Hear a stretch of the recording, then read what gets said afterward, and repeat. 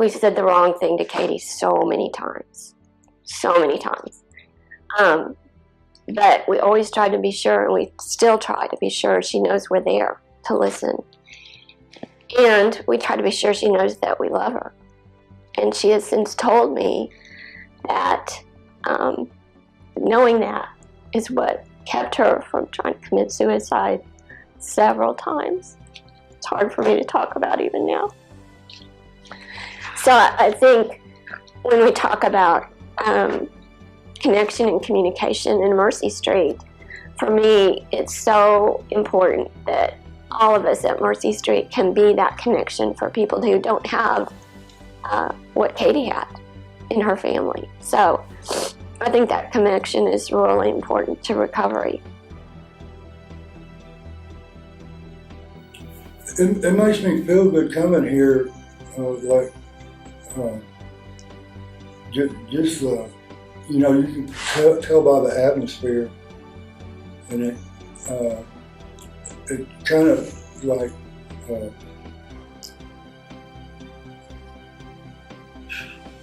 I don't know how to say it. It relieves a lot of stress and stuff like that.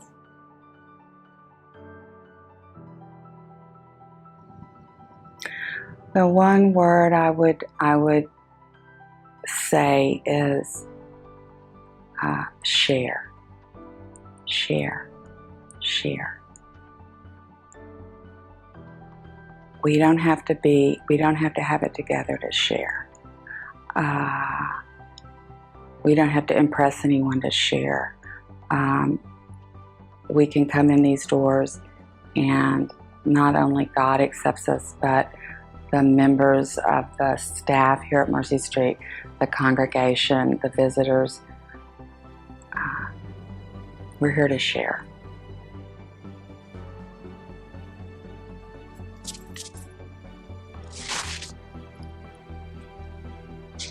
It's tough.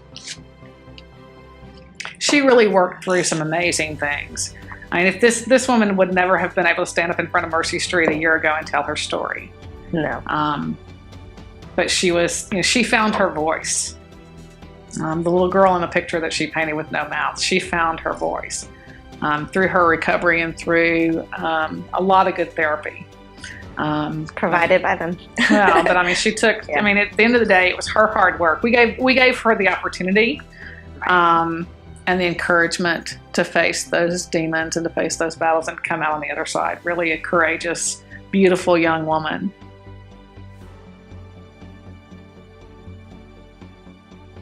It's really important that there's resources available and that, there's people who are willing to talk to people, who are really struggling. And I mean, I really just think that they need to reach out to those people, because a lot of people are too afraid to talk about it with each other or with anybody, and just kind of, I guess, be aware of the people who are struggling,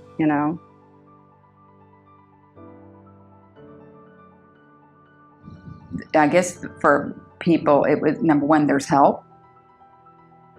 Don't shy away. And I think accepting people who have mental illness is part of the help. Look at me. I had 2 brain surgeries, and I just got diagnosed with what they call beat up brain. I took medication for post-traumatic stress disorder, and I'm not ashamed of that. And I'm not going to let anybody in the rooms with 28 years tell me, well, because you take this, you're not clean, because they're not living my life. They don't know what it's like to be in a place like, I don't know what it's like for a guy to be bipolar. But I do know what it's like to have somebody take away your hope. And I feel too that stigma puts people in a box, and for me, for so long I allowed other people, my past, my addiction, my mental illness define me, and so stigma does that. It defines a person.